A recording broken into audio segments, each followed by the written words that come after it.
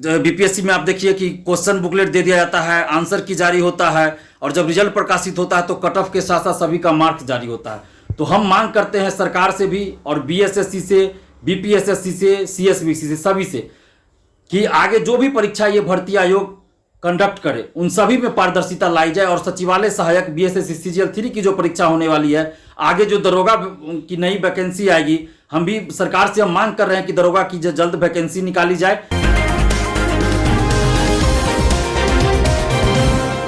नमस्कार दोस्तों, मैं दिलीप कुमार। दोस्तों, बिहार में 8 साल के बाद सचिवालय सहायक बीएसएससी सीजीएल 3 की वैकेंसी आई, जिसकी पीटी परीक्षा 26 और 27 नवंबर को आयोजित होने वाली है। इस परीक्षा में पूरी तरह से पारदर्शिता लाई जानी चाहिए, क्योंकि सीजीएल 1 और सीजीएल 2 में खुलेआम धांधली हुई थी,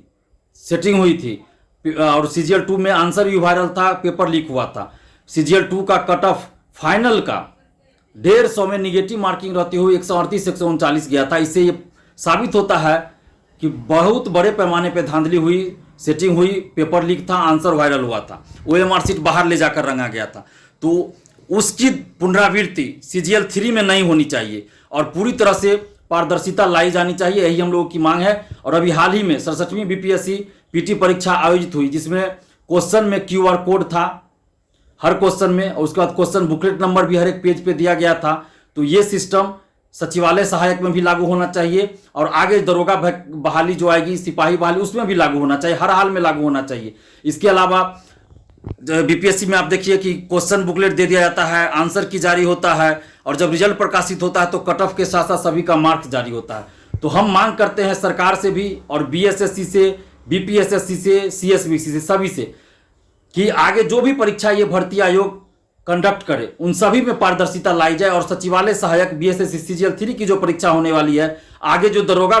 की नई वैकेंसी आएगी, हम भी सरकार से हम मांग कर रहे हैं कि दरोगा की जल्द वैकेंसी निकाली जाए। क्योंकि अखबारों में तो खूब सुर्खियां आती है कि इतना लाख वैकेंसी आने वाली है, लेकिन दरोगा की नई वैकेंसी जिसको कि जुलाई में ही आ जाना चाहिए था, अभी तक नहीं आया है। तो दरोगा की नई वैकेंसी और सिपाही की नई वैकेंसी सरकार जल्द निकाले, क्योंकि नीतीश कुमार जी ने खुद कहा है कि 1 लाख सीट खाली है। दरोगा और सिपाही को मिला दे, इंस्पेक्टर,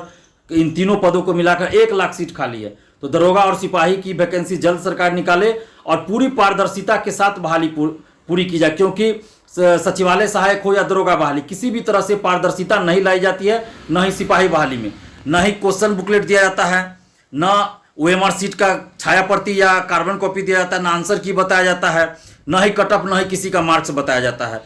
और दरोगा बहाली में पहले कट ऑफ भी नहीं बताया जाता। जब हम लोगों ने 2446 दरोगा बहाली में आंदोलन किया, तब से कट ऑफ बताया जाने लगा है। और पीटी का मार्क्स फाइनल रिजल्ट की, यानी कि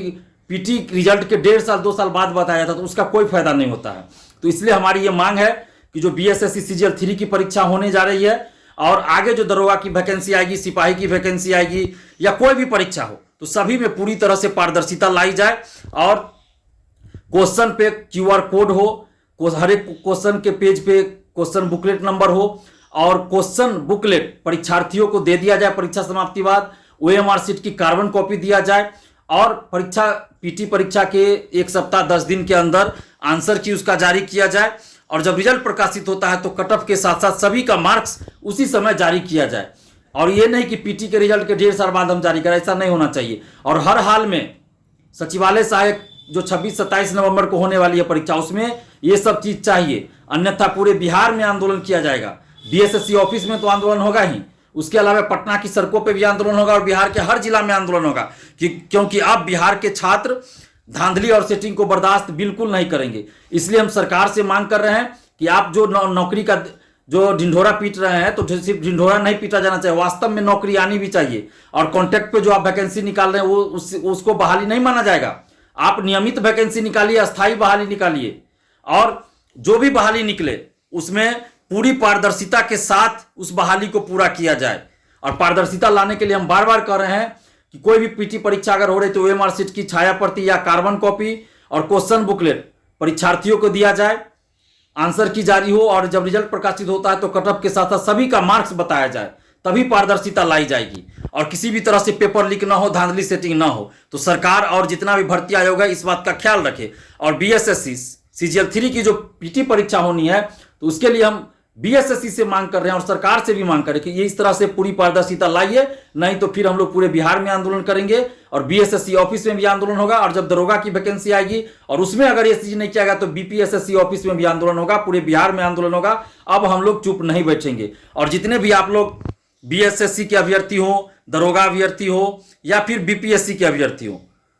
आप सभी लोग एकजुट होकर आवाज उठाइए और हमारा साथ दीजिए, क्योंकि जब तक आप लोग हमारा साथ नहीं दीजिएगा तो फिर हम कैसे मजबूती से लड़ पाएंगे, क्योंकि आप लोग ही हमारी ताकत है, तभी हम आपकी ताकत बन पाएंगे। तो आप लोग हमारा साथ दीजिए और 26-27